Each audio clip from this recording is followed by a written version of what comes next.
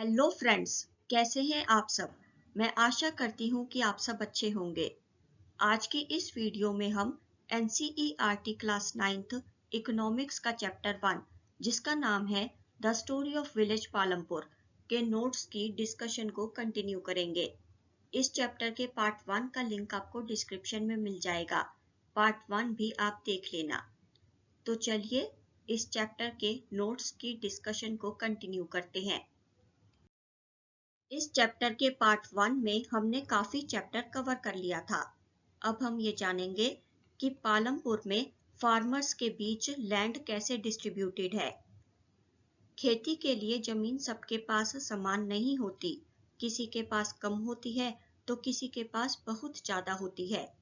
पालमपुर में 450 फैमिलीज में से 150 फैमिलीज के पास तो जमीन ही नहीं है।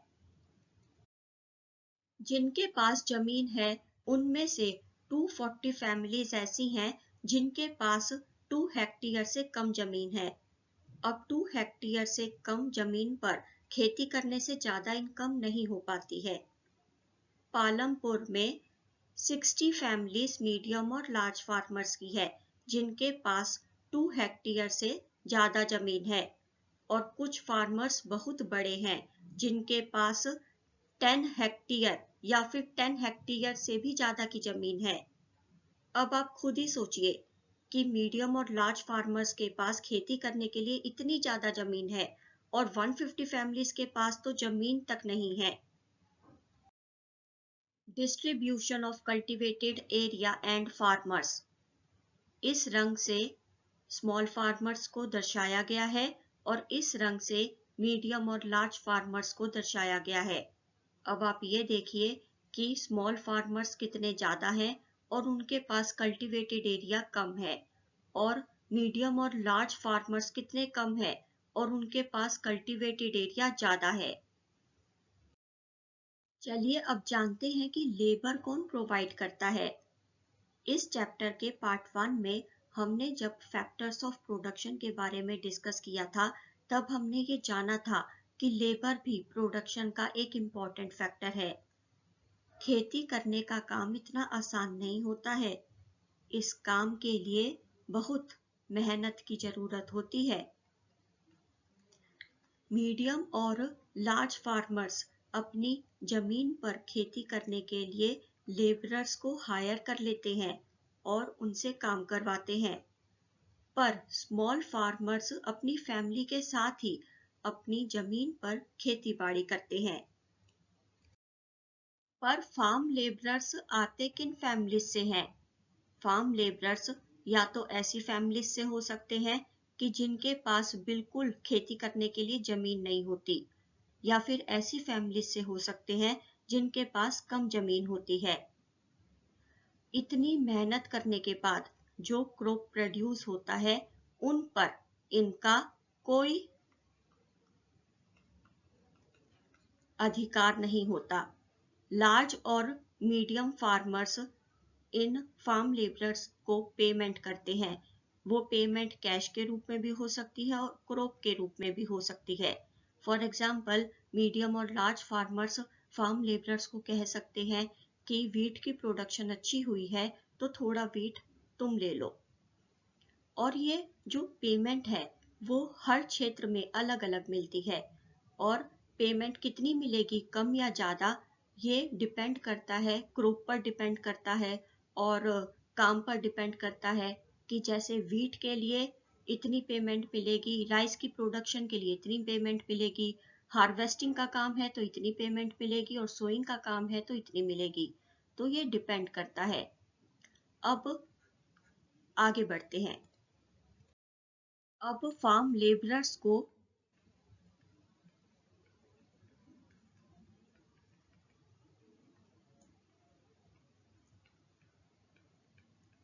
कितने टाइम के लिए काम पर रखना है, ये भी मीडियम और लार्ज फार्मर्स तय करते हैं।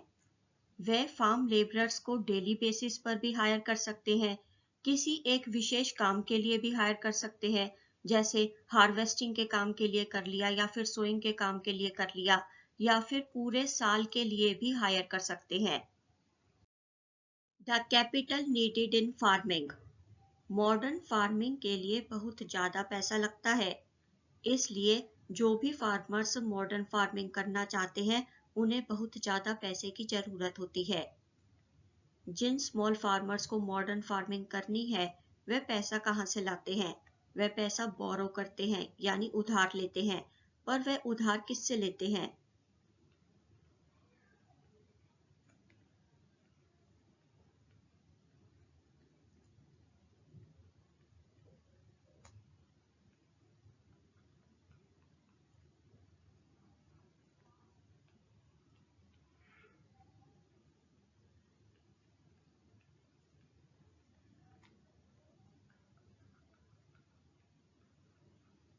वह उधार लार्ज लैंड ओनर्स से लेते हैं, विलेज मनी लेंडर्स से लेते हैं और ट्रेडर्स से लेते हैं। वह उधार ले तो लेते हैं लेकिन रेट ऑफ इंटरेस्ट बहुत हाई होता है। अब इस लोन को वह कैसे चुकाएंगे, ये सोच सोचकर किसान टेंशन में आ जाते हैं और इस टेंशन की वजह से कई किसान तो सुसाइड तक कर लेते हैं। स्मॉल फार्मर्स की तरह मीडियम और लार्ज फार्मर्स उधार नहीं लेते। मीडियम और लार्ज फार्मर्स खेती में से जितना भी पैसा आता है वह उसमें से बचत कर लेते हैं और इस तरह से वह उन्हें जितना भी पैसा चाहिए होता है खेती के लिए वह अरेंज कर लेते हैं। अब सवाल ये है कि वह बचत करते कैसे हैं? Sale of surplus farm products. अब हम जानेंगे सरप्लस फार्म प्रोडक्ट्स की सेल के बारे में। मान लो कि फार्मर्स ने 3 फैक्टर्स ऑफ प्रोडक्शन को यूज करके अपनी लैंड्स पर वीट प्रोड्यूस किया। वीट की फसल को काट लिया गया और प्रोडक्शन कंप्लीट हो गया। अब फार्मर्स क्या करेंगे? फार्मर्स काफी वीट अपनी फैमिली के लिए रख लेंगे और जो बच जाएगा उसे मार्केट में जाकर बेच देंगे। लेकिन स्मॉल फार्मर्स अपनी फैमिली के लिए ज्यादा वीट नहीं रख पाते क्योंकि उनके पास खेती के लिए जमीन छोटी होती है और छोटी जमीन पर प्रोडक्शन इतना नहीं हो पाता। तो मीडियम और लार्ज फार्मर्स ही ज्यादा से ज्यादा वीट मार्केट में सप्लाई करते हैं। मार्केट में ट्रेडर्स फार्मर्स से वीट खरीद लेते हैं और टाउन्स में और सिटीज में शॉपकीपर्स को बेच देते हैं। मीडियम और लार्ज फार्मर्स क्या करते हैं कि उनकी लैंड पर जितनी भी क्रॉप प्रोड्यूस होती है वह काफी क्रॉप अपनी फैमिली के लिए रख लेते हैं और जो क्रॉप बच जाती है वह मार्केट में जाकर बेच देते हैं। तो उससे जो उनकी अर्निंग होती है यानी उससे जो उनकी कमाई होती है वह नेक्स्ट सीजन यानी फार्मिंग के नेक्स्ट सीजन के लिए उन्हें जितनी भी चीजें चाहिए होती है जैसे HYV सीड्स, केमिकल फर्टिलाइजर्स, तो उस कमाई से वे सारी चीजें ले लेते हैं और इस तरह से वे अपनी बचत से अरेंज कर लेते हैं सारे पैसे। जितनी भी फार्मिंग के लिए पैसे चाहिए होते हैं ना उन्हें, तो इस तरह से वे अरेंज कर लेते हैं अपनी बचत से।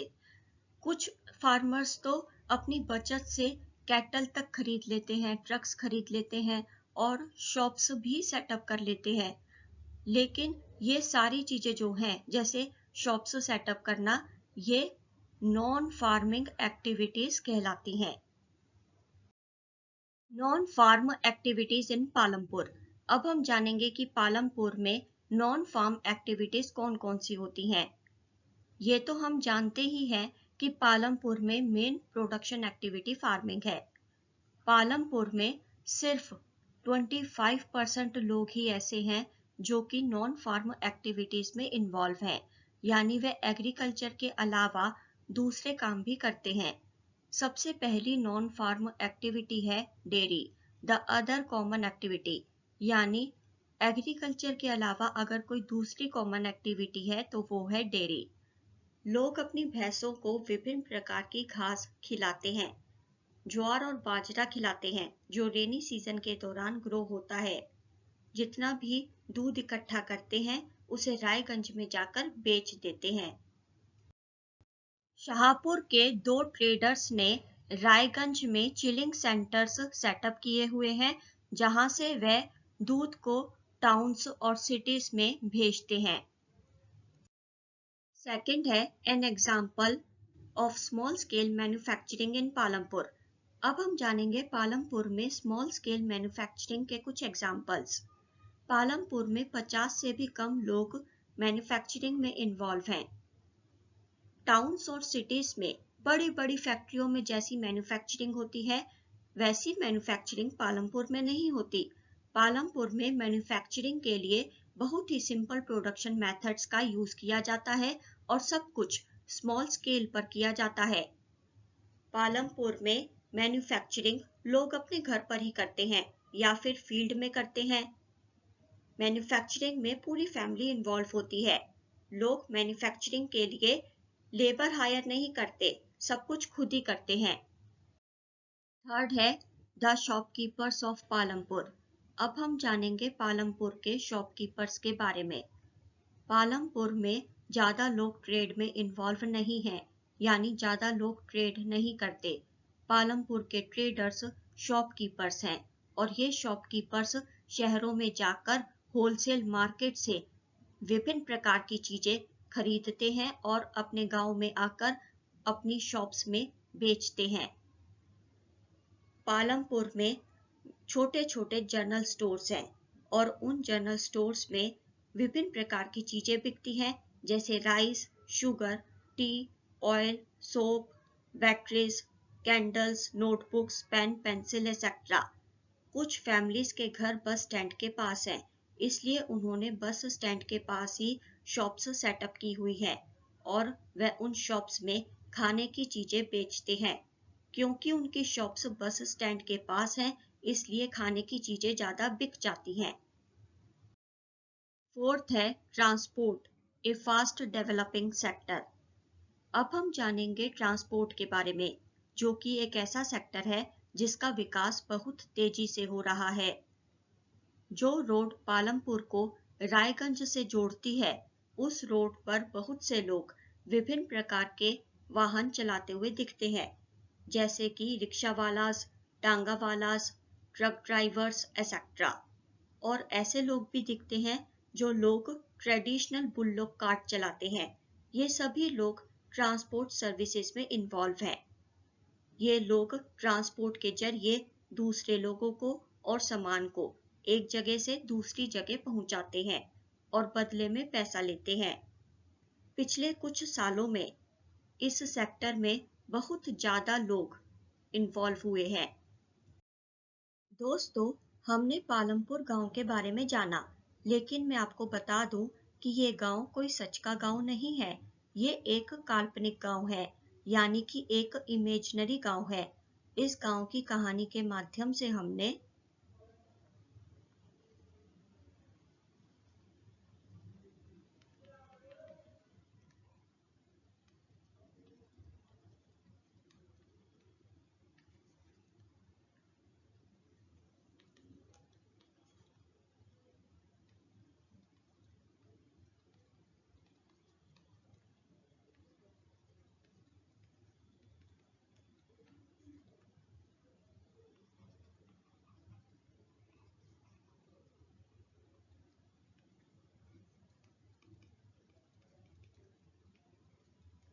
Production, modern farming, multiple cropping, non farm activities जैसे टॉपिक्स को अच्छे से समझा। अगर आपको वीडियो अच्छी लगी हो तो वीडियो को लाइक करें और शेयर करें। अपने विचार कमेंट करके बताएं। चैनल को सब्सक्राइब जरूर करें और सब्सक्राइब करने के साथ नोटिफिकेशन बेल को प्रेस करके ऑल पर क्लिक करें। See you in the next video. Till then, goodbye. Thank you so much. Thanks for watching.